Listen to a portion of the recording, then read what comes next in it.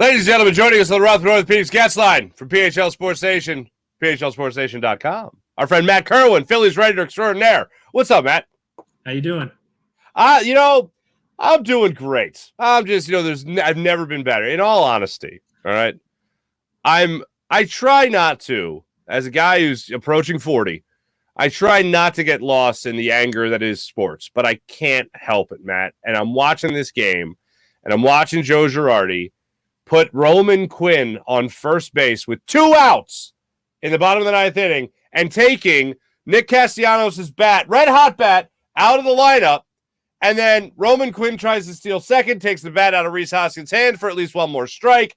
For me, I am just beside Corey Knebel, the whole litany.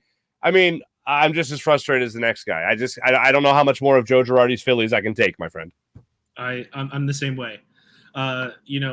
Except for the pushing 40 part, right? Yeah. I mean, I'm not pushing 40 yet. I'm not even pushing 30 yet, but that's okay.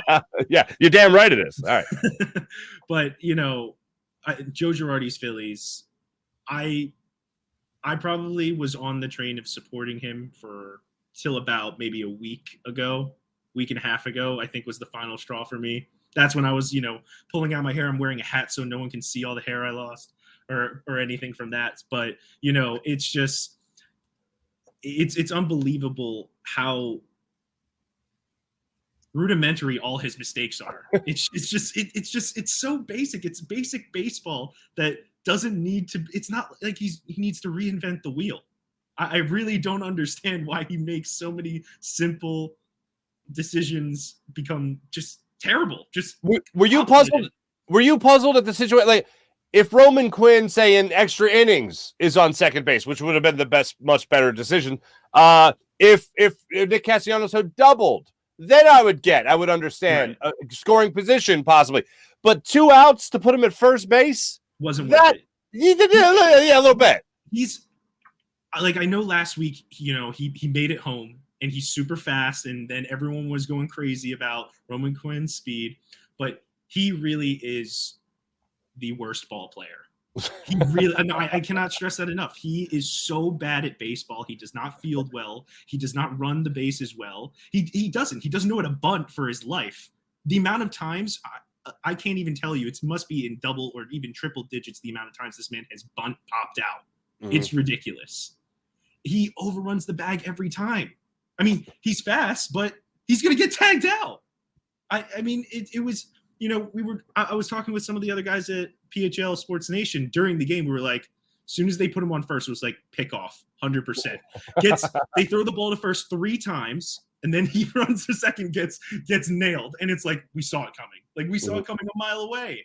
It was such a bad decision. What else does Joe Girardi do specifically to you that is just mind numbing? Like you mentioned, rudimentary errors that this guy has made. And we're talking about a major league veteran many times over. We're talking about a managerial veteran many times over. And I just look at him and I'm scratching my head. Like I peaked in Little League in baseball and I know what the hell's going on out there more so than Joe Girardi, it feels like. Well, one half is Joe Girardi, the other half is the players. But on the Joe Girardi half, I don't like his method when it comes to running this bullpen. I don't like his 2 days in a row type thing. And then, all right, I'm going to give you a day or 2 off and then come back to you. You're not available. I also don't like it that the players kind of appreciate that, because I want the players to be like, no, I'm ready. I want to get these 3 guys out. I'm going to take this to them and I'm going to get this save. I'm going to get this hold. I'm going to defend this inning for the lineup that has put in the work. Hopefully that this lineup puts in the work and back up the pitcher.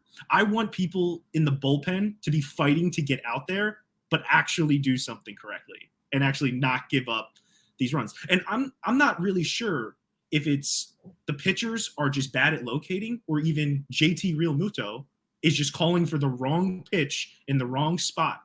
I don't know what it is anymore, because it has to be one or the other, because Yeah. I'll say that real quick. I'll just say this: the Nola home run that he gave up at the end of his start the other night in Atlanta, I think it was. Yeah. The ball went right to where JT Realmuto was calling for it, and it had some stank on it. It was a 93 mile per hour sinker that Real Muto called for up in the zone, and it ended up in I think it ended up in center field, if I'm not mistaken. So for me, that was a rough. Oh no, that was the one that went over Castellanos' head, I think, in right field, which also isn't difficult, unfortunately. But yeah, that was something that made me scratch my head about JT Real Muto as well. Yeah, and I've been hearing things about how now that we have Logan O'Hoppe, Rafael Marchand, we have these two really good catching prospects that are close, if not MLB ready. Maybe we should trade JT and alleviate some of this payroll and maybe get down closer to the the budgetary threshold, so it doesn't feel like we're spending too much. Get something out of him, because he does hold a lot of value with the moniker of best catcher in baseball. But it's like, is that even worth it? I mean, he's a great player. Like, what's the point? We paid all this money. Like, why would we trade him away?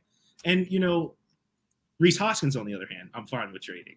Yeah, well, a 213 batting average, whatever it is down to right now. It's not so good. Plus, I wouldn't have to hear it from like my dad and his cousins about how much they hate Rhys Hoskins.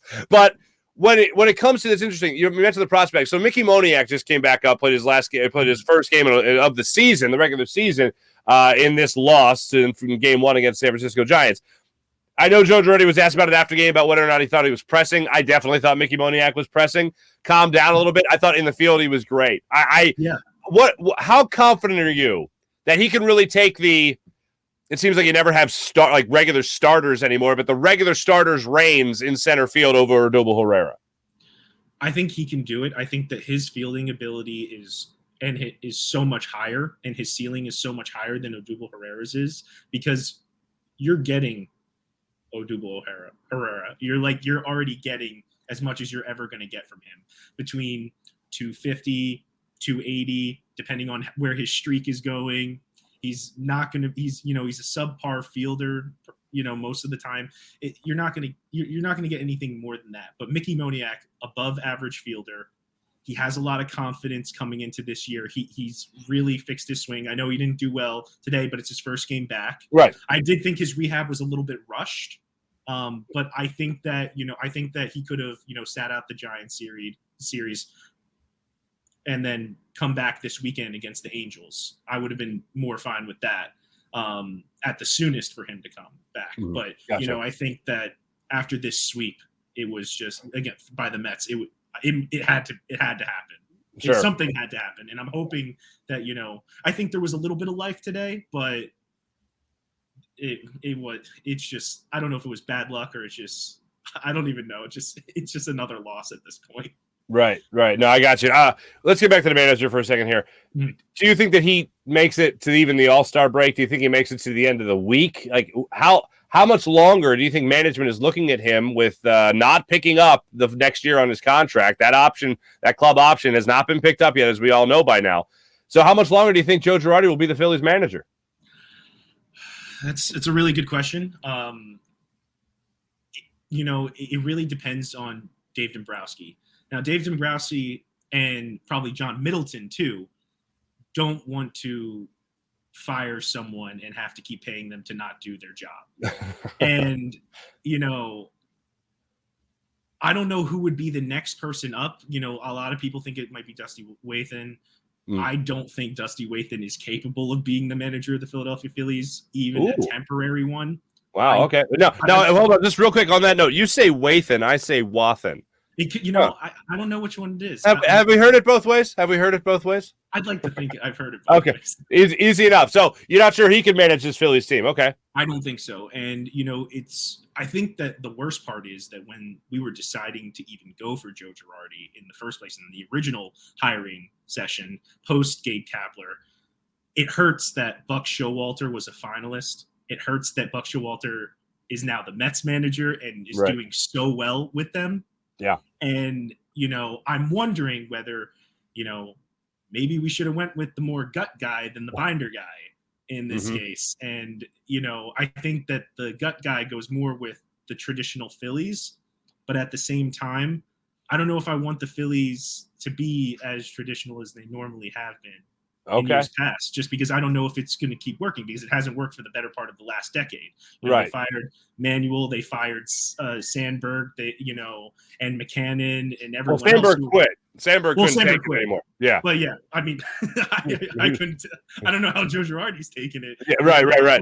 Yeah, maybe that'll be just. I just had to pose the question for one of our other sponsors versus game, and I was careful in case they let him walk away. It could always be a resigning. Like, I'm done. I've had enough. Right. So I just said, will he still be the Phillies manager by, I think it was Sunday, June 5th. But so that's interesting. So after Wathan, you wouldn't be sure who would be coming in after Joe Girardi then? I mean, I have some ideas, but it would involve them actually hiring someone new. Oh, outside the organization. Well, or who's available, and you know, someone who I've always, for years, because I've been a big fan of his since he was on the Phillies. Oh, I know what you're going to say. All right. You think it's Chase Utley, but it's actually Raul Ibanez. Yeah. Raul Ibanez. I was going to go with my bald brother, Raul Ibanez. I love Raul Ibanez. I think he would be such a great manager for this Phillies team. I think, and you know, he's bilingual. He has so many things on his resume that could just really make this team shine. And I would love to see him in a Phillies uniform again. It'd be great. Still don't understand why managers wear the uniform, but you know, that's another conversation. You know, where's their nicely pressed suits and collars and straw hats? What the hell happened to those? What happened to them Johns? You know, like Connie Mack used to wear.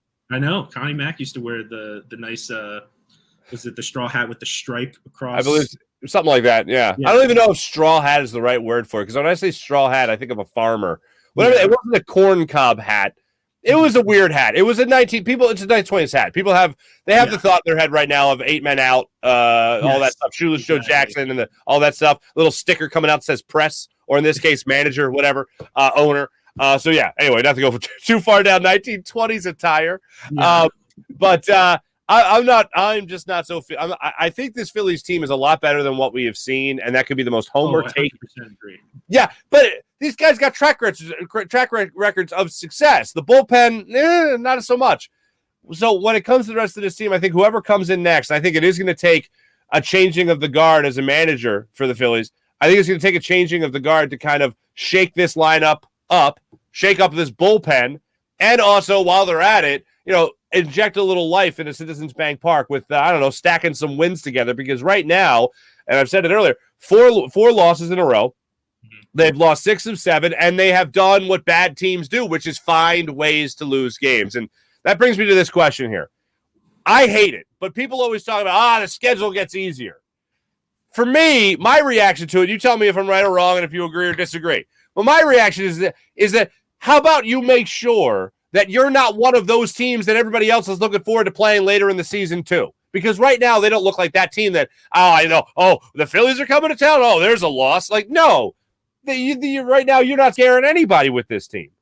No, you're not. And I agree. I when people say the schedule gets easier, when it comes to Philadelphia sports, period, I never trust that.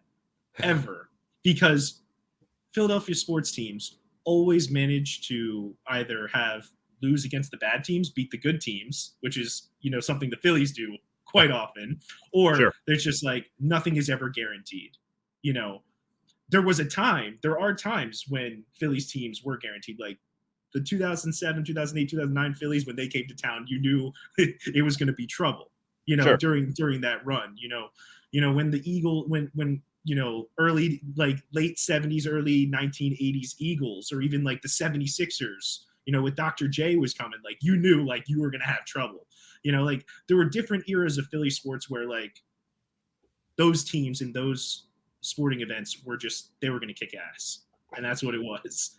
But, right now we're in this kind of cursed state. I don't know how to describe it. It's so unfortunate for the Philadelphia Phillies, especially right now. But go ahead. I'm finish your thought, please. No, yeah. Just like right now, we need that injection of something new. And especially we need an actual closer. That is something we need more than anything in this world. You read my mind. I don't know if you can see my computer screen or not, but I was just going to read to you. Corey Knebel after the game, getting this by way of Michael Barkan's Twitter. Wouldn't say it's been a tough month for me. 2 homers.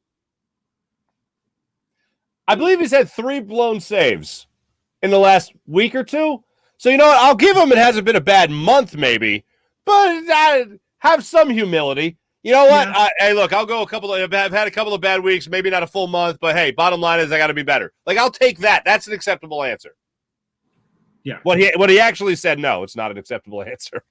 I know it's not the same as, Alec Bohm sort of owning up to his infamous line, but I can't help after this, fourth loss in a row, but feel the same as Alec Bohm right now. I can't. Alec Bohm in the field. Alec Bohm in the field. Not in the clubhouse. Not in the clubhouse, but Alec Bohm in the field after that 3-error game. I can't help but feel that way right now. That is, I feel like that's everyone's feeling right now. Yeah. Last question for you, Matt Kerwin, PHL SportsNation, PHLSportsNation.com. Make sure you guys check them out there. What is your confidence level right now that the Phillies will give us a meaningful September? I'm not even talking about the playoffs anymore, but a meaningful September where at least they won't collapse in September. Are we experiencing the collapse now? And then maybe they'll just give us something worth bragging about in September? I think we're still hitting the rough right now. I don't think it's over by any means. Okay. I think that decisions and things will be made by the end of this month, most likely, when it comes to the state of the Phillies, whether they're going to be in second place pushing for first, or they're going to be in third and just stay there or go lower.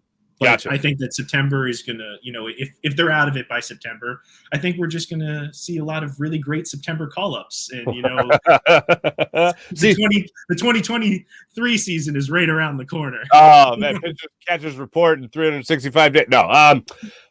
And maybe we'll see some of those catching prospects you mentioned as well.